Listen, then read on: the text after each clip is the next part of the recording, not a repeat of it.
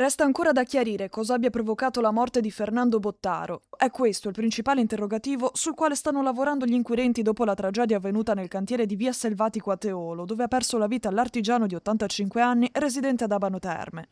Secondo una prima ricostruzione, la vittima stava lavorando per la ditta del figlio al primo piano di un'abitazione privata, quando avrebbe accusato un malore, probabilmente un infarto. Subito dopo ha perso l'equilibrio, precipitando dalla scala e battendo violentemente la testa. I sanitari del SUEM 118 hanno tentato a lungo di rianimarlo, ma per lui non c'è stato nulla da fare. Fernando Bottaro aveva dedicato la sua vita all'edilizia, nonostante gli 85 anni, continuava a lavorare nell'impresa di famiglia, oggi guidata dal figlio Omar, affiancando ancora l'attività in cantiere.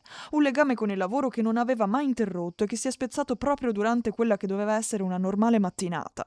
Bottaro lascia la moglie Maria, i figli Omar e Cristina, come l'ennesima vittima sul luogo di lavoro. Una vittima di 85 anni sul luogo di lavoro, per questo evitiamo qualsiasi tipo di commento su come mai una persona si possa trovare sul posto di lavoro a 85 anni. Sul posto sono intervenuti i carabinieri tecnici dello Spisal, incaricati di ricostruire la dinamica dell'incidente e verificare il rispetto delle norme di sicurezza. Sarà ora l'attività investigativa a chiarire l'esatta sequenza dei fatti. Gli accertamenti dovranno stabilire se il decesso sia stato causato esclusivamente dal malore oppure se la caduta e le gravi lesioni riportate abbiano avuto un ruolo determinante. Per questo il cantiere è stato posto sotto sequestro, mentre la salma è a disposizione dell'autorità giudiziaria.